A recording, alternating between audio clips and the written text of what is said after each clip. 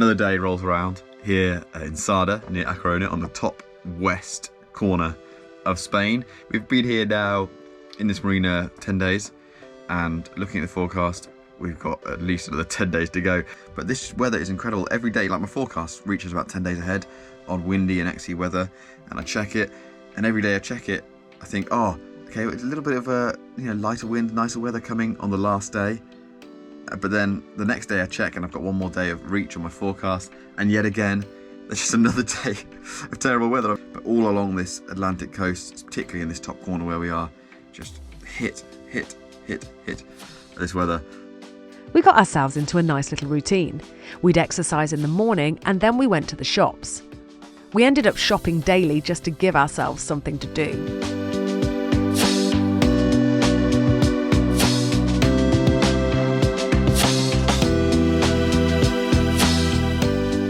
Hugh took the opportunity to teach the kids more about sailing.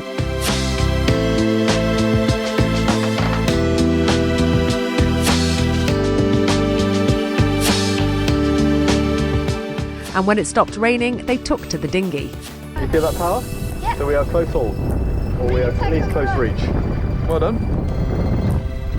Okay, and you're going to do a tap. So you're going to push away again, and you're going to spin down in the middle of the boat. That's it. Spin round and go through the wind, switch your hands. Brilliant, and sit back on the other side. Okay, and then trim the sail to a new course.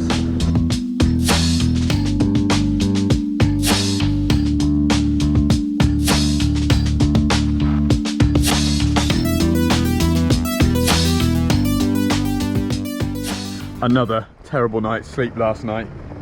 And look at this boat, I can't get over, it's ridiculous the amount it's moving, and the weather's getting worse. We've got about 4 or 5 metres of swell outside at the minute. At some point in the next few days, that's going to go up to 8-9 metres swell out in the main sea, so I don't know what's going to be happening in this marina. Look at this. Absurd. Everything's broken. Anyway, so I've been on an adventure this morning. The long story short is I found 2 bargains, and I've got these mooring compensators. So I'm going to rig those up now, and that's hopefully going to help take some of the shock. Look at this boat just dancing around, it's ridiculous. And also I've had a chat to the office, the marina here, because we may try and move ourselves to a position where we are maybe slightly more sheltered, but I don't think there's really a sheltered mooring in this entire marina. Oh no! Oh, I love that rope. I use it all the time, like it's my I just go-to rope for lobbing and throwing. And that rip is pretty much in the middle of it as well, so I can't even salvage it. This marina, which was so cheap, is fast becoming the most expensive marina we've stayed in. Just the cost of repairing the boat, maintaining it. All our poor mooring lines getting severed. There's one here that's much worse than that bit. Oh no. I know.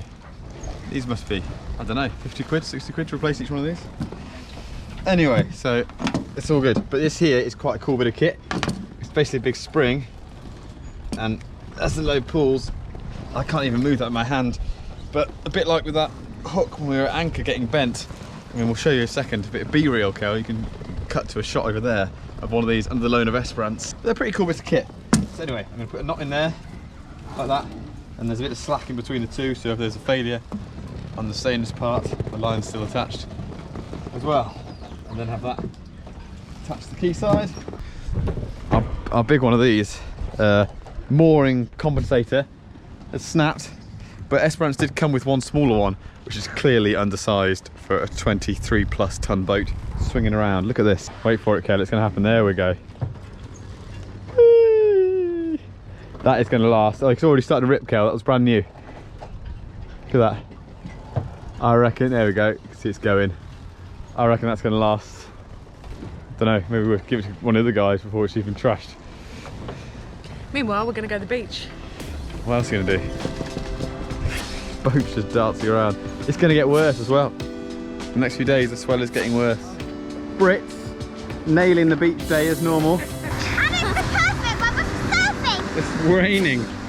Go on, let's go then. And it's great to surf. And also it's nearly high tide. We've got about an hour till high tide. We've basically got this exactly wrong. But we've come out for a bit of exercise and fresh air, and that's the main thing. Hello! Hello! The Germans were a little bit more sensible, but our kids made the most of being on the beach. We took a stroll back through town, If I had a house, I'd paint it this colour. Or maybe this colour.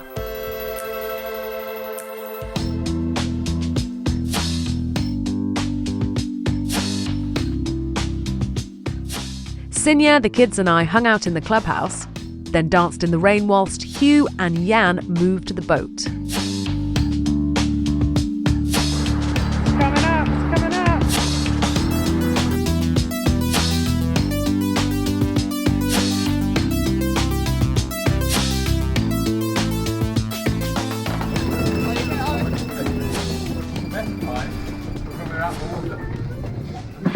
He's literally making our bed. Not much of a downgrade, is it, Claire? Not much of a downgrade. Terrible weather. We're going to reduce the bouncing and the creaking and the horribleness by sleeping in here instead. And we spent some time actually making the bed up, which is the first time we've done since we made the bed, literally. And we're like, oh, it's actually not much of a downgrade. Look at this beautiful, comfortable bed. And this bed is amazing. It's about 6 foot 8 inches, nearly 7 foot long, and it's 5 foot wide. So it's a huge double bed. And it's like big, comfy cushion foam with a nice soft foam on top of this hard foam. It's going to be good. Yesterday, Jan and the marina staff helped me, and we moved the boat across to this other mooring. The idea being we're a bit more sheltered because of being on the main pontoon in the centre of the marina, and it appears to be working. We had a very slightly, marginally better night's sleep as a result. So Kelly would say it maybe wasn't worth the faff, but I'm pro faff, as you all know. One of our fenders has gone flat. This cheap marina is very quickly proven to be the most expensive marina we stayed at, because I'm going to spend hundreds of pounds on new mooring equipment. What you got there, Cal? So the president of the club here, we asked them if we could have a Halloween party, and the next thing we know, they've bought a load of decorations for us to have, and they've also apparently bought 5 kilograms of sweets. 5 kilograms. I'm hoping that was a translation error. And there's some spiders, and that's like a banner thing that we can put up.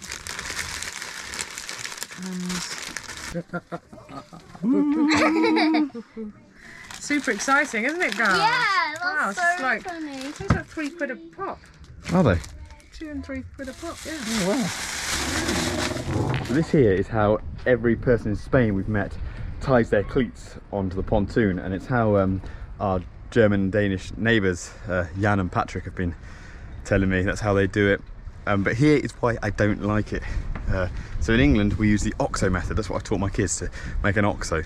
And the problem with the crossover thing that everyone here does is it gets locked off, and when your boat weighs over 20 tons, like yesterday we were beating against the wind trying to move the boat to this other spot in the marina, and the boat got jammed and I couldn't undo these bloody cleats, and it was just danger of ripping my fingers off and getting caught. So this is the exact reason now. See? So it's completely I need to have 2 hands, and I've got to spend ages working that loose just to get that off. So I get it, it hardly uses any rope, you only need figure of 8 and it's knotted and it's done. But with my preferred method of the OXO, you don't have that problem. You can take it off and take it on whenever you want under load, and there's no issues with that. So despite everybody here trying to convince me to go to this method, with our 23, and I reckon it's actually 24, possibly even more, ton Esperance, I'm not interested, because it just keeps locking up every time and I can't bloody undo them. And as soon as they come under load, it's hard work. So there were obvious downsides to being stranded in this marina, but the positives far outweighed the negatives. We had found a community and we were off to the all-you-could-eat pizza place. A new experience for our kids. They couldn't believe it. Oh, you can eat pizza. Oh, you can eat pizza! And you eat it and then make another one. You eat it and then make another one. And you eat it, you make another one. And the baby's going wrong. You eat it and they make another one.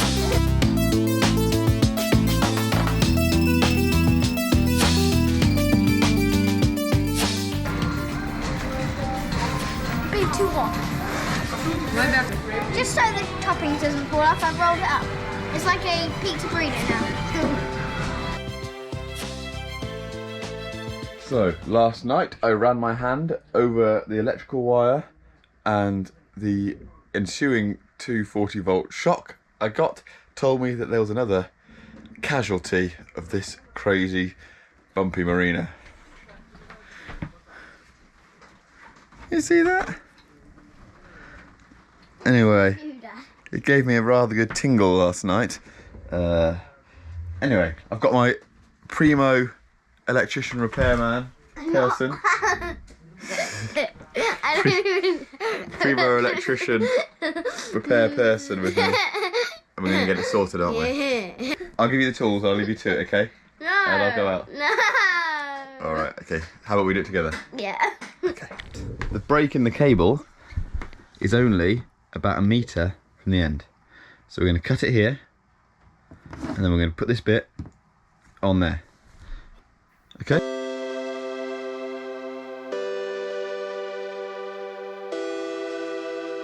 Me and Darcy were just talking about the best trick you can do when you take something apart and you have to put it back together. Take a photo.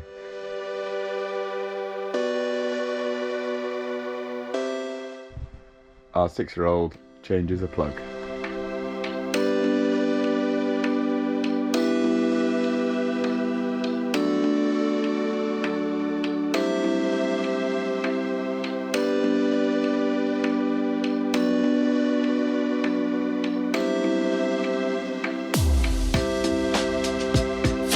How about, can you see where that little groove is lined up? You can only put it in one way. Push it all the way in hard, all the way in. Cool, give me a thumbs up. Your side's done. Yeah, Darcy, you go inside and see if it's turned on. Daddy, it's working! Dad, it's working! Yeah! You fixed it. I like that. You enjoyed doing it? You enjoyed doing it. I enjoyed doing it with you. High five. Thank you very much. Muchas gracias. Wow, I'm almost tearful. This guy can't do enough for us. Got Halloween decorations. He's just given us these, Darcy. No, he's don't do that. There seems to be a contest in Spain to be the nicest man in Spain. This man here is the principal of the marina. We were on the outside mooring and we asked about coming so we're more protected. He gave us his berth, so we're in his berth, right in the centre, so somewhere bouncing. As you know, we've broken a wire. We've broken 3 of these mooring compensators now. You can see that down there. And he's just been, this morning, we woke up to the sound of him adjusting our ropes and lines and cleats to make sure everything was safe. And then he's just, this moment, popped round and dropped off 2 brand new, literally brand new mooring compensators. I mean, these are 40 euros each, probably, a bit more. In the UK, here they're more than that. And this is the same man, Darcy, who we said, oh, could you borrow your clubhouse and just come for a couple of hours with the kids for Halloween? And he has ordered 5 kilograms of sweets. He's brought over a bag of decorations that he's gone and bought, and you can see each one's got like a €2 or €3 label price tag on it, and it's a full bag. And he's booked an entertainer for 3 hours. Did I tell you that? Mum told me. He's organised a whole party for us. Oh, isn't it nice? This is what it's all about, travelling, meeting these people who just give. Muchas gracias. Thank you. Thank you. It's like so nice. I didn't have to do that at all. But he's gone out his way and gone, I'll pick up those and send them across. And I get the impression, like with the clubhouse, that perhaps there's a club here and everyone pays for all the moorings. And everyone's got their annual moorings or whatever, and I think there's a bit of budget there. So there must have been a social budget, which has gone, okay, well, I'll put 100 euros in for the social budget and organise these guys a great Halloween party because we're stuck in Sada for a month. Which is really lovely of them. But then to come around and do things like that, that's super cool. The nicest one in Spain got even nicer, wow. Let's see what he's given us. Oh my word! Oh my god! I know, it almost made me cry. Oh! That's probably 100 euros worth of stuff. We had so many contenders for the nicest man in Spain. From the guy in the tourist office in Bilbao who gave us an extra night mooring for free, to Louis who gave us one of his private jetties and came to let us in and out whenever we wanted. He offered to drive us to the supermarket and bought the kids a big bag of sweets. To this guy who let all the kids ride for free on the train. To Jesus, he's us, who sent us over 50 WhatsApp messages with advice and suggestions for great anchorages and places to visit. To this guy who gave us a ride on his jet ski. And finally, the president of the club here in Sada, who let us move our boat onto his own private mooring, bought us some new mooring compensators, lent us the clubhouse for a Halloween party, bought decorations and sweets, and hired a children's entertainer for 3 hours. We were also surrounded by lovely people from the boating community. Sinja came round to show us how to make German pretzels and chocolate croissants.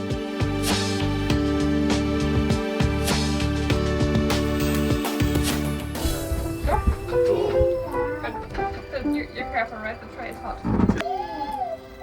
Yummy, yummy chocolate cocoa. I'm going to apologise for the lighting. It's the third winter in a row we've got crap lights. Maybe one year we'll sort it out. Anyway. Okay, so I've had a go at splicing. One of our ropes broke, so I had a go at splicing. I found a video and I did the first bit all right, and then I just made up the next bit. That's all right. Yeah, it's joined. Like it's not gonna break. That I end, bet there's a few people out there who would say for a first attempt, that bit's not too bad. that's pretty good. And then I made that bit up. That's all right. Well done. What was Hugh up to now? I'm trying to work out if I need my router. Like, can you get like a nice bevel edge on the lid? What else can I use? I don't know. I've got a grinder. I ain't gonna grind it. Might need the jigsaw though. Here comes some more people. What are you doing, Das? Carving a pumpkin. Carving a pumpkin. Yep, that's right. He needed the power tools for pumpkin carving. Spoon is just too hard. Ah, so you're using your hands. Yeah. The entire carving. It's the least favorite. So Jan has turned up. What have you brought, Jan? He's got safety goggles, got his earplugs, because he's got his power tools.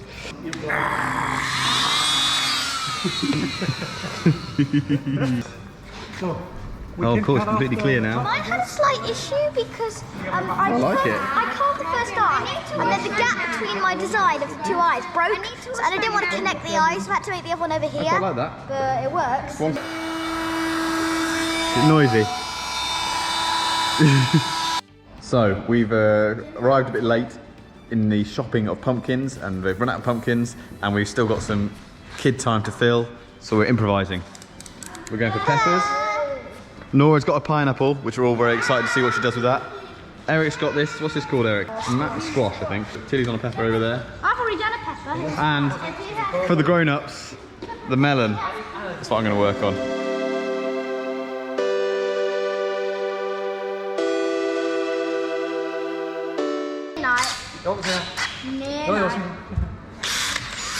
Not edible, that bit.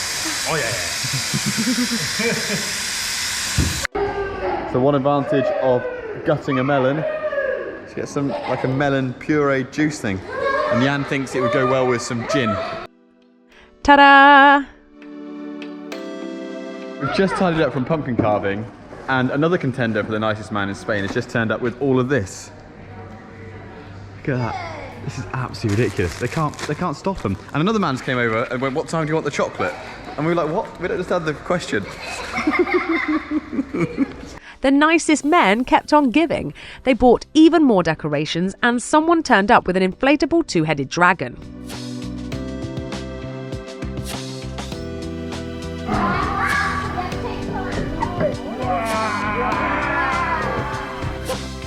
And then to trick-or-treating. The other boaters played along brilliantly.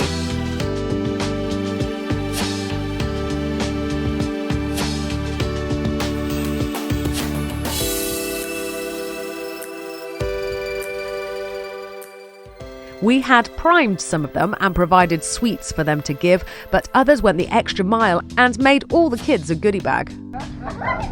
Oh wow! Whoa! There's for everybody for 6. Wow! Careful, careful, careful! Don't drop. Don't, oh! Okay. Got it. Otherwise. Wow! Bonsoir. Oh look! Okay, go down. Tilly, go down.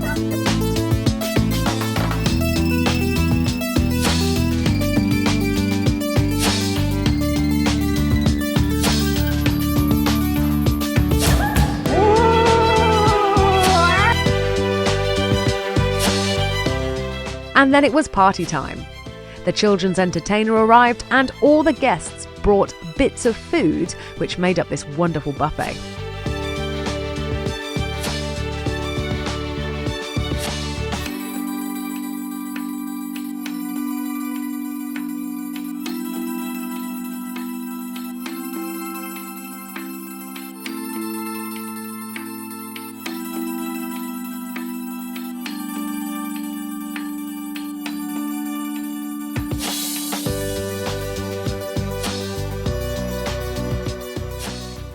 The party went on long into the night and every liveaboard in the marina joined in.